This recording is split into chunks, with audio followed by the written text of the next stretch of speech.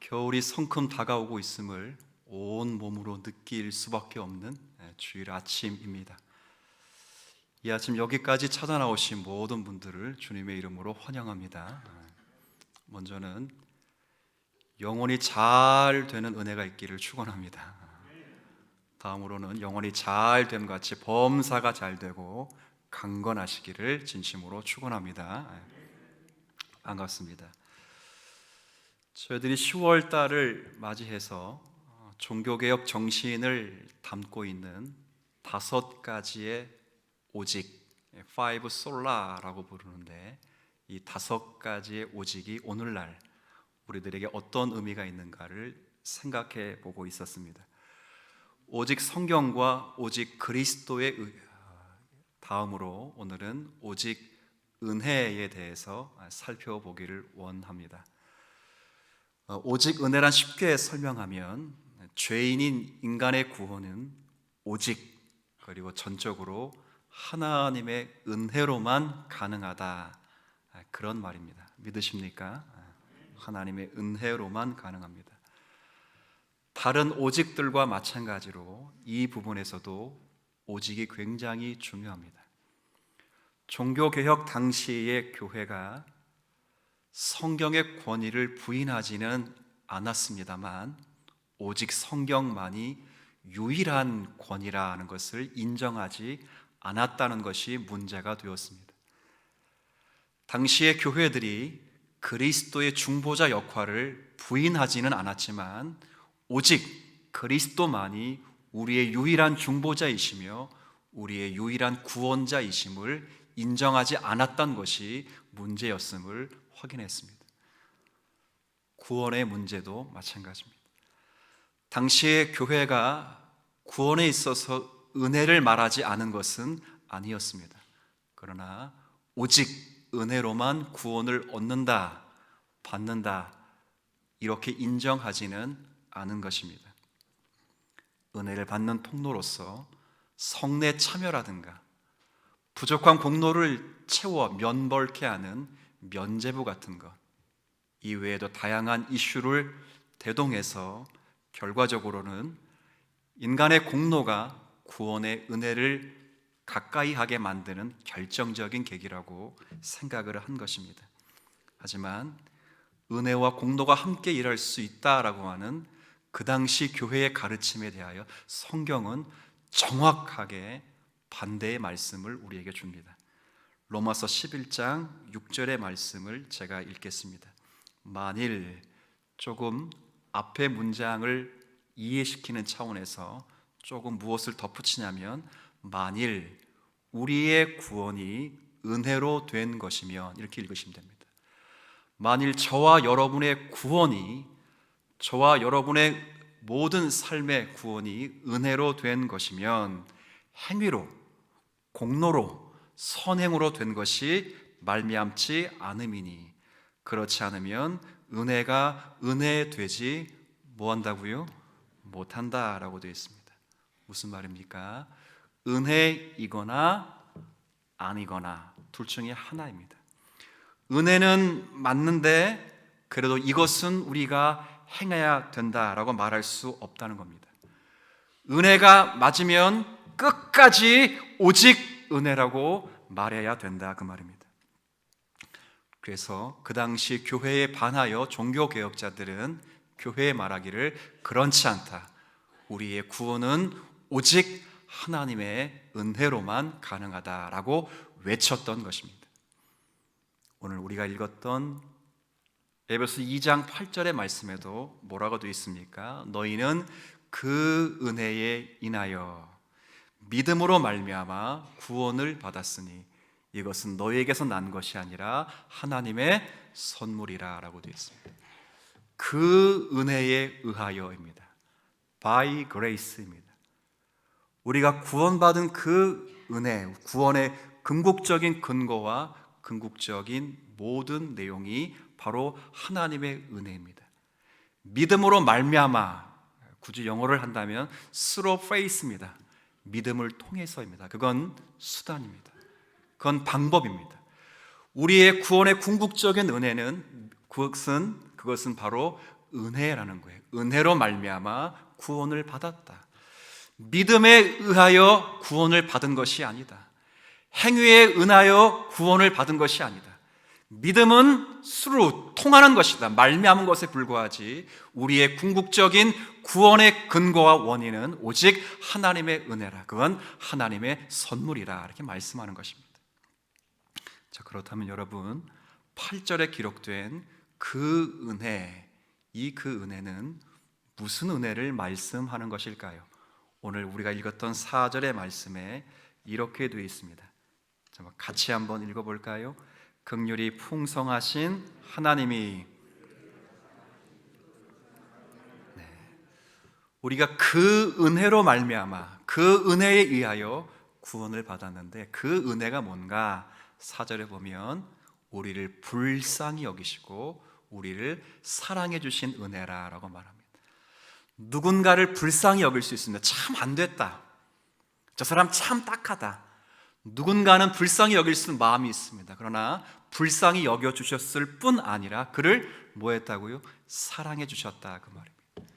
단순하게 불쌍히 여기시고 긍휼히 여겨셨다는 것이 아니라 불쌍하게 여겨주셨을 뿐 아니라 그를 사랑해 주신 그 은혜입니다.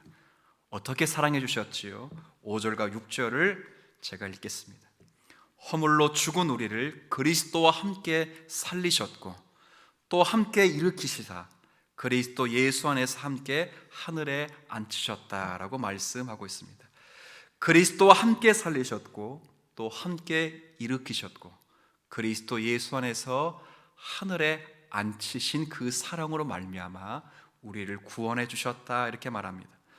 바울은 7절에서 이 사랑은 그리스도 예수를 통해서 우리에게 자비를 베푸시는 사랑이라 이렇게 말씀합니다. 그럼 이렇게 한번 물어보죠. 왜 하나님이 우리를 불쌍히 여겨주셔야 했습니까? 왜 하나님이 우리를 불쌍히 여겨주셨을 뿐만 아니라 사랑을 베풀어 주셨어야 했습니까? 바울이 이것을 분명히 말합니다. 우리가 4절부터 읽었지만 1절부터 3절까지의 이것을 분명하게 바울이 명확하게 천명합니다. 1절에 우리가 허물과 죄로 죽었기 때문이요, 3절 끝에는 우리가 본질상 하나님의 진노의 자녀였기 때문에 하나님의 은혜가 아니고서는, 하나님이 불쌍히 여겨주지 않으시고서는, 하나님이 우리를 사랑해 주시지 않고서는 결코 우리가 구원을 받을 수 없다는 겁니다. 여러분들 중에 목사님, 왜 오직 은혜 이야기하면 오직 은혜만 이야기해야지 왜 죄에 대해서 이야기합니까? 듣기 나쁘게, 듣기 거북스럽게 왜 죄에 대해서 이렇게 말씀합니까? 라고 물을 수 있습니다. 그런데 한번 생각해 보십시오. 우리가 받은 은혜를 잘 알려면, 오직 은혜가 무엇인지를 깨달을 수 있으려면 죄가 무엇인지를 먼저 알아야 합니다. 그리고 죄로 말미암아 우리가 얼마만큼 비참하고 절망 가운데 처해 있는가를 알아야 우리가 받은 은혜가 참 귀한지를 압니다. 가끔 부모님들 가운데 이런 분이 있습니다. 목사님, 비전 트립 안 가나요? 그 왜요? 그러면 우리 아이들 말을 하도 안 듣는데 좀 밖에 나가서 고생 좀 시키면 조금 나아지지 않을까요? 이런 분들이 있습니다. 맞습니다. 지금 자신이 얼마나 부모 밑에서 행복하게 살고 있는가, 조금만 비행기 타서 몇 시간 지나고 동남아시아냐 아프리카 이런 데 가서 선교사역 2주만 하면 얼마나 내가 집에서 따뜻한 밥 먹고 침대에서 아름답게 잠을 자고 있는가, 그냥 감사가 절로 나옵니다. 맞습니다. 참된 은혜를 알려면 우리가 죄인 된 상태의 힘을 알아야 하는 필요성이 거기 있습니다. 그럼 죄가 뭘까요?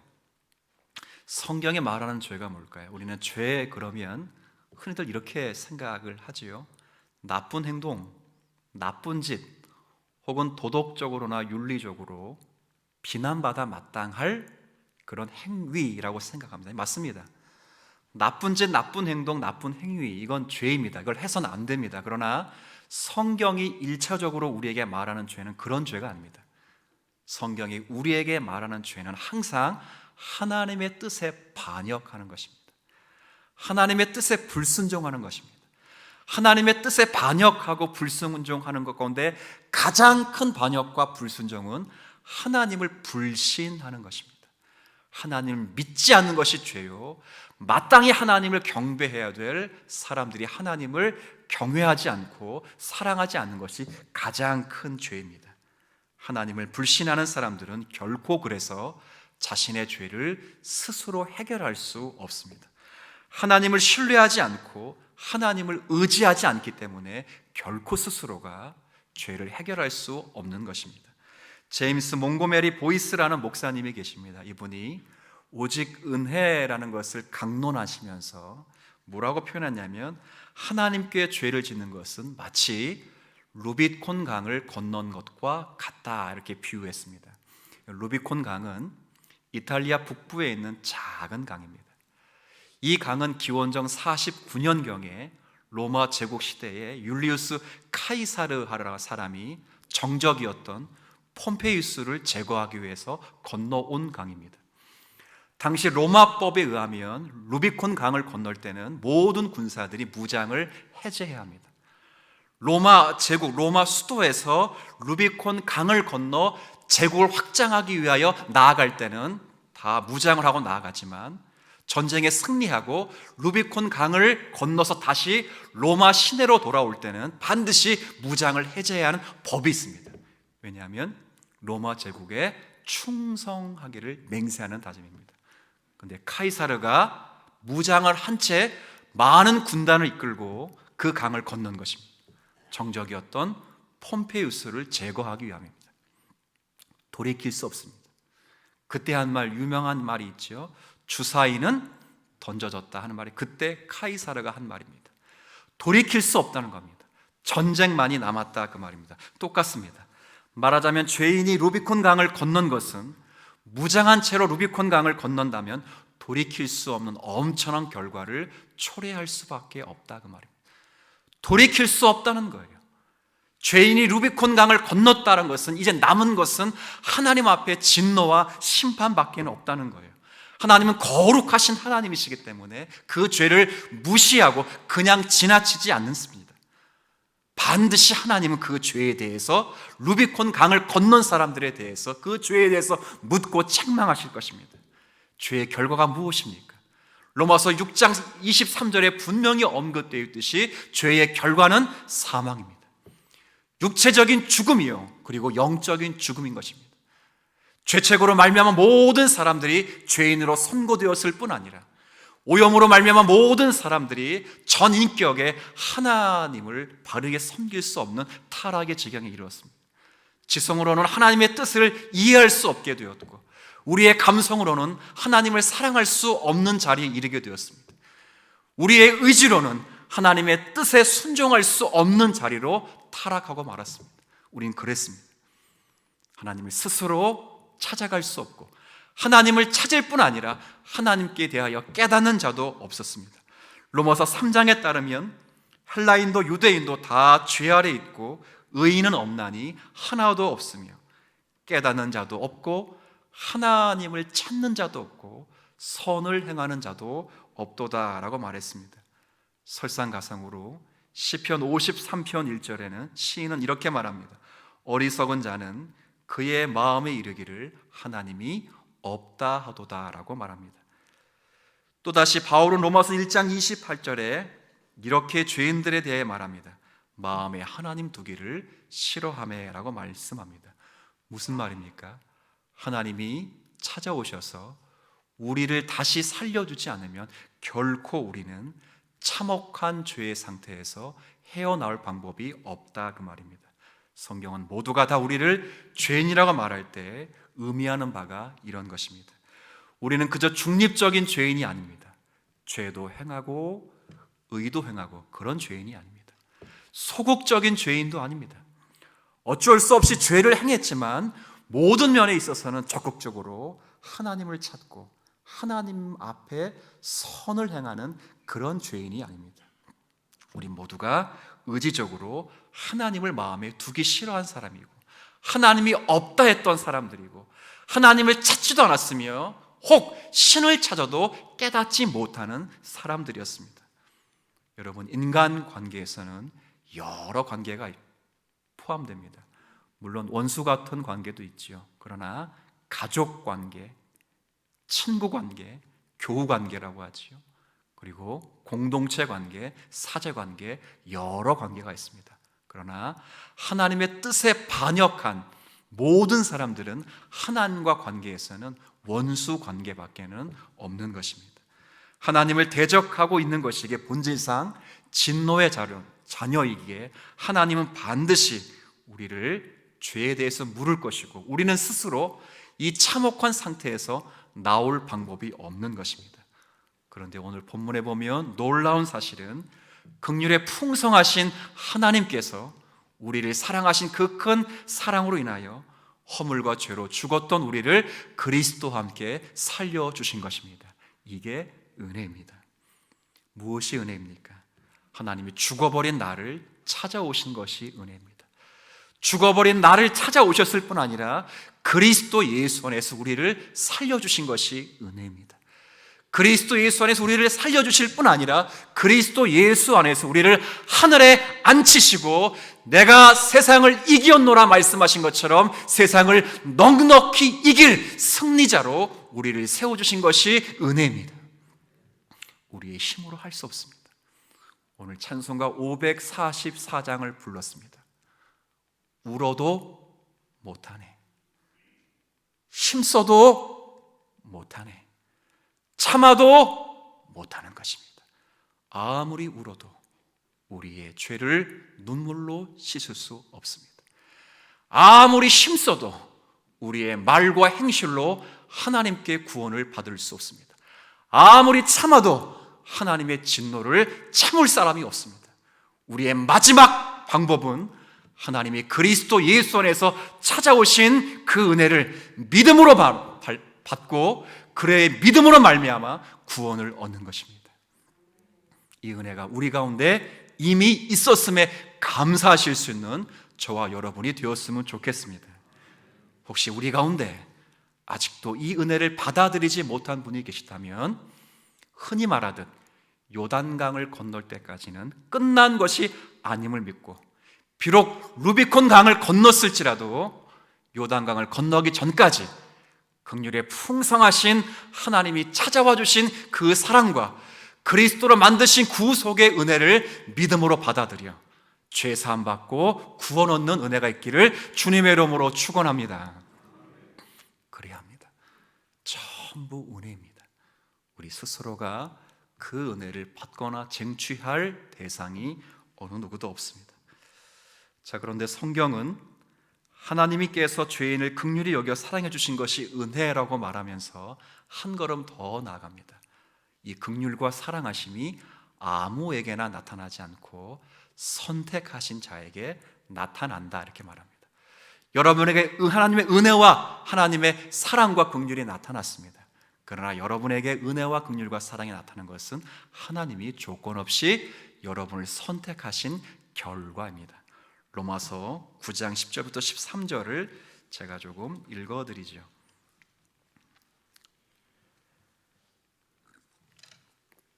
그뿐 아니라 또한 리브가가 우리 조상 이삭 한 사람으로 말미암아 임신하였는데 그 자식들이 아직 나지도 아니하고 무슨 선이나 악을 행하지 아니한 때에 택하심을 따라 되는 하나님의 뜻이 행위로 말미암지 않고 오직 부르시는 이로 말미암아 서게 하려 하사 리브가에게 이르시되 큰 자가 어린 자를 섬기리라 하셨나니 함께 읽습니다.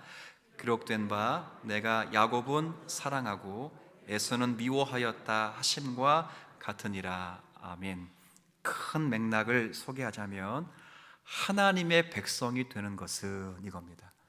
하나님의 백성이 어떻게 되느냐 이렇게 말할 때 아브라함의 자손이라고 하는 혈통적인 문제도 아니고 율법을 잘 지켜야 되는 선행의 문제도 아니다 하는 것입니다. 하나님 앞에 하나님의 백성이 되는 것은 전적으로 은혜로 가능하며 값없이 부르시는 하나님의 부르심으로 가능하다. 바울이 그렇게 말합니다. 그래서 여기 택하심이라는 표현과 오직 부르시는 이로 말미암아라는 표현이 중요했던 것입니다. 11절에는 그 자녀들이 어떤 행위를 하여 구원을 받은 것이 아니라 그것을 행하기 이전에 하나님이 먼저 부르셨다는 것이 중요합니다. 그렇지요. 하나님은 아직 에서와 야곱이 태어나기도 전에 뱃속에 있을 때 자신의 선택을 말씀하셨습니다. 12절에 있는 바와 같이 큰 자가 어린 자를 섬길 것이다 라고 미리 말씀하신 것입니다. 야곱이 하나님의 백성이 된 것은 야곱이 뭘 잘해서가 아닙니다. 야곱이 하나님의 백성이 된 근원적인 원인은 하나님이 야곱을 내 백성으로 선택하셨다고 결정하셨기 때문입니다. 이것뿐입니다. 그래서 하나님은 야곱이 태어나기도 전에 그런 예언을 주셨다라고 말씀합니다. 많은 분들이 이런 이야기를 하면 그러면 우리가 잘해도 못해도 하나님이 결정하신 뭐 아무것도 아닌 것 아닙니까? 뭐 아무 소용도 없겠네요. 이렇게 반문하실 수가 있습니다. 그러나 그 말을 하자는 것이 아닙니다. 여러분, 여기서 바울이 말하는 것은 조금 더 읽어보면 20절, 21절에 이렇게 되어 있습니다. 이 사람아 내가 누구이기에 감히 하나님께 반문하느냐? 지음을 받은 물건이 지은 자에게 어찌 나를 이같이 만들었느냐 말하겠느냐? 토기장이가 진흙 한 덩이로 하나는 귀 쓸 그릇을 하나는 천이 쓸 그릇을 만들 권한이 없느냐라고 말합니다. 여기서 성경은 하나님을 토기장이라 이렇게 비유하고 우리를 가치 없는 진흙이다 이렇게 말합니다. 종교개혁자들의 주석을 면밀히 살펴보면 이 부분을 주석하면서 뭐라고 말하냐면 이 부분은 하나님과 우리의 차이를 본질적으로 얼마나 큰 차이가 나는가를 설명하는 것이다 이렇게 말합니다. 그러면서 우리가 본질적으로 하나님에 비해서 얼마나 천한 것인가를 설명하는 부분이다 이렇게 말을 했습니다. 맞습니다. 여러분, 진흙 자체로는 아무런 가치가 없습니다. 어릴 때 부끄러운 이야기 하나 드리면 정확한 때는 기억이 나지 않는데 미술 시간의 준비물이 찰흙이었습니다. 근데 집이 어려워서 찰흙을 준비해야 되는 말을 못하고 끙끙거리고 앓다가 아침에 그냥 이야기를 아버지에게 한 겁니다. 근데 아버지가 찰흙을 사주시는 않고 삽을 하나 들고 나가서 그 삽을 절 때리려고 한 건 아니고요. 삽을 들고 나가서 어디가 선덩이 떠왔더라고요. 떠와서 까만 비닐봉지에 담아주시는 겁니다. 그 제가 느꼈습니다. 야, 이건 찰흙은 진흙은 돈 주고 살 게 아니라 그냥 흔해 빠진 거구나. 맞습니다. 진흙은 천한 것입니다. 내 그 진흙이 귀한 그릇이 된 것은 토기장이라고 하는 명공께서 빚어 가셨기 때문입니다. 진흙 자체가 귀해서 청자가 되거나 진흙 자체가 귀해서 아름다운 그릇이 되는 것이 아니라 그 천한 그릇을 누가 빚어 가시는가로 말미암아 빚어 가시는 겁니다. 천한 그릇이 진흙이었던 그 진흙을 명공이 빚어서 청자를 만들면 그것은 어떤 것보다 높은 가치와 내용을 갖게 되는 겁니다. 근데 이놈의 진흙이 청자가 되고 나서 바람이 잔뜩 들어가서 목에 힘이 들어간 것입니다. 옆에 그릇들을 무시하는 거죠. 야! 내가 청자가 될 수 있었던 것은 내가 원래부터 특별한 진흙 때문에 그런 거야. 너희들과는 종자가 달라. 이렇게 잘난 척을 하는 것입니다. 이스라엘이 지금 그러고 있다는 겁니다. 내가 하나님의 백성이 된 것은 내가 다른 사람들과 달라서 그런다. 내가 하나님의 백성이 된 것은 내가 율법을 잘 준수해서 하나님이 나를 칭찬해서 받을 만한 충분한 구원의 근거가 우리에게 있기 때문에 하나님 우리를 구원해 내신 것이다. 그렇게 이야기를 하는 것입니다.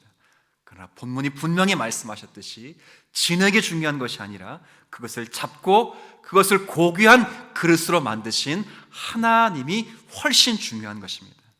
진흙을 잘 만들어서 꾸민 것은 토기장이의 손길인데 진흙 스스로가 잘났다고 주장하는 것은 그건 어불성설에 불과합니다. 여러분, 진흙이 잘 나야 얼마나 잘났겠습니까? 우리 모두는 다 진흙과 같습니다. 죄인이었습니다. 하나님 보시기에 감동만을 받을 만한 것이 전혀 없습니다. 여러분 가운데 내가 이렇게 잘났는데, 내가 이렇게 똑똑한데, 이렇게 예쁘고 잘 생겼는데, 이렇게 생각하실 수 있습니다. 근데 곰곰이 생각해 보십시오. 잘난 사람 치고 똑똑한 사람 치고 인격이 훌륭한 사람이 많지 않습니다. 물론 여러분들 빼고요, 그죠? 훌륭한 사람이 많지 않습니다. 제가 근본 노회하면서 절실하게 느꼈습니다. 근본 노회는 코로나 시국이어서 점심을 먹지 않고 끝내기로 작정을 했습니다. 임원회에서 미리 안건들을 조금 조정하고 최대한 1시경이면 끝낼 것으로 알고 회의를 시작했습니다. 아침부터 했습니다. 몇 시에 끝났냐면 4시에 끝냈습니다. 4시. 저는 웬만해서 배고픔을 그렇게 못 참는 성격은 아닌데 저도 배고파 혼났습니다. 그 정도로 늦게 끝났습니다. 왜 늦게 끝났을까요? 똑똑한 사람이 참 많은 것입니다. 정말 똑똑한 사람이 많습니다. 제가 또 느꼈습니다. 회의가 길어지는 것은 똑똑한 사람이 많아서다. 그렇습니다. 똑똑한 사람치고 다른 사람을 상처 주지 않는 사람이 거의 없습니다. 훌륭하다고 생각하는 사람치고 교만하지 않은 사람이 결코 없습니다. 그러나 성경은 말합니다. 우리는 다 진액이다. 우리 스스로가 똑똑하거나 우리 스스로가 잘난 것이 아니라 우리를 훌륭하게 세워주신 하나님이 토기장이기 때문에 그분이 저와 여러분을 청자로 빚으시고 백자로 빚으시고 훌륭한 그릇으로 빚으셔서 우리가 지금 아름다운 것 뿐이니 나의 나됨은 전부 하나님의 은혜라라고 성경은 우리에게 강권하신 것입니다. 내가 목사가 된 것은 내가 남보다 똑똑해서가 아닙니다. 남보다 착해서가 아닙니다. 하나님이 은혜로 나를 선택해 주신 것입니다. 누군가를 선택했다면 그는 나보다 더 훌륭한 목사가 될 것입니다. 우리들 가운데 장로가 된 것은 누구보다 훌륭해서가 아닙니다. 누구보다 똑똑하거나 누구보다 나아서가 아닙니다. 하나님이 그를 선택하여 장로로 세워주신 것 뿐입니다. 은혜입니다. 은혜입니다. 우리가 믿음이 있는 것은, 우리가 신앙이 있는 것은 저 믿지 않는 사람보다 훨씬 훌륭해서가 아닙니다. 하나님의 사랑이 우리에게 나타난 바 되었고 우리를 야곱과 같이 선택하여 내가 너의 아버지가 되고 하나님이 되리라고 하신 하나님의 주권적인 선택이 있었던 것뿐입니다. 우리의 믿음이 때로는 어떤 사람들보다 믿음이 더 강하다면 같이 신앙생활 하잖아요. 근데 같이 신앙생활 하는데도 나보다 믿음 없는 사람이 있잖아요. 그렇죠? 야, 나보다 믿음 없는 사람을 보면서 내가 이렇게 믿음 있는 것은 쟤보다는 낫기 때문에 하나님은 나에게 이렇게 훌륭한 믿음을 주셨다라고 생각하겠지만 아닙니다. 그것 또한 하나님이 내게 은혜를 베풀어 주신 것 뿐입니다. 지금 내가 구원받은 것도 신앙이 있는 것도 믿음이고 지금 내가 믿음 가운데도 훌륭한 믿음, 성장한 믿음을 내가 받은 것도 하나님의 은혜인 줄 믿으시길 바랍니다. 잘날 것이 없습니다. 잘날 것이. 하나님이 에서를 선택했다면 그 에서는 이스라엘이 되었을 것입니다. 그러나 하나님이 에서를 선택하지 않고 하나님이 야곱을 선택하신 후에 야곱을 찾아가시고 그의 모든 모난 인격과 부족한 신앙을 칼날같이 제거하시고 그에게 그리스도의 구속의 은총을 적용하시는 중에 하나님만이 상급자가 되어주시는 중에 그를 부르시고 그를 다듬어 가시고 그를 이스라엘이라고 하는 하나님과 상대하여 이긴 자로 간주할 수 있는 믿음을 만들어 주셨기 때문에 야곱이 이스라엘이 된 줄로 믿으시길 바랍니다. 그걸 생각해야 됩니다. 내가 목사가 되고 장로가 되고 권사가 되었다고 해서 잘할 것이 없습니다. 어쩌면 저를 이 자리에 앉히지 않고 다른 일을 앉혔다면 그분이 훨씬 더 잘했을 겁니다. 어쩌면 우리 장로님들 지금 잘하고 계시지만 이분들 말고 다른 분들을 세웠다면 더 잘하실 겁니다. 우린 다 하나님이 나를 그 자리로 부르시고 그 자리에 불러 하나님이 감당할 수 있는 힘과 믿음을 주셨기 때문에 우리가 이 자리에 있는 것입니다. 그것을 전적인 은혜라고 말합니다. 한번 바울의 말을 따라해 볼까요? 나의 나됨은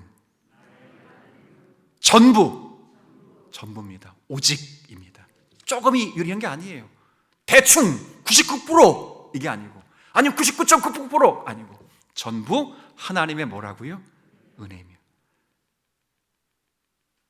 누리실 수 있는 여러분 되었으면 좋겠습니다. 목소리를 낮추는 겁니다. 고개를 숙일 줄 알아야 됩니다. 하나님 앞에 뽐낼 것이 없어야 됩니다. 주님의 은혜가 아니고서는 살 수 없습니다. 날마다 고백할 수 있는 전인격이 되셔야 하는 겁니다. 여러분의 지식이, 여러분의 지성이 무엇이길래 하나님의 뜻을 발견하게 되었습니까? 여러분의 감성이 얼마나 순수하기에 하나님을 사랑할 수 있게 되었습니까? 여러분의 의지가 얼마나 또렷하기에, 작심삼일인 우리가 얼마나 또렷하기에 하나님의 뜻에 순종할 수 있는 자가 되었습니까? 이건 우리의 의지가 아니고, 우리의 감성이 아니고, 우리의 지성이 아닌 전부 하나님이 그리스도 예수 안에서 만들어주시고, 성령 하나님이 그리스도의 구속의 보혈의 은혜를 말씀을 통해서 우리에게 적용시켜 주신 삼위 하나님의 은혜인 줄 믿으시길 바랍니다. 믿지 않는 자와 믿는 자의 차이점은 우리에게는 그 사랑이 나타난 바 되었고, 믿지 않는 자에게는 아직 나타나지 않은 바 된 것 뿐입니다. 그에게도 그 사랑이 나타나면 그는 바울과도 같은 놀라운 주의 사역자가 될 수 있습니다. 믿음이 같은 믿음의 이름을 가지고 있지만 믿음이 연약한 자보다 내가 믿음이 강한 것은 연단의 시련이 하나님의 은혜 가운데 선물로 주어졌기 때문입니다. 내가 보기에 믿음이 없어 보이는 남편도, 내가 보기에 믿음이 없어진 자녀도 하나님이 은혜의 강건함을 허락하시고 부어주시면 그도 나와 같은 훌륭한 믿음의 사람이 될 줄로 믿으시길 바랍니다. 인내하는 것입니다. 믿음으로 되는 것입니다. 이것이 우리가 살아가야 될 자리입니다. 하나님이 시작하신 구원입니다. 로마서 11장으로 말씀이 이렇게 마무리가 되어가고 있습니다. 9장의 말씀을 읽었죠? 11장 한번 보시죠. 11장 34절로 36절에 바울이 이렇게 찬양합니다. 제가 34절과 35절을 읽고 36절은 여러분들께서 읽어주시면 되겠습니다. 누가 주의 마음을 알았느냐? 누가 그의 모사가 되었느냐? 누가 주께 먼저 드려서 갚으심을 받겠느냐? 이는 만물이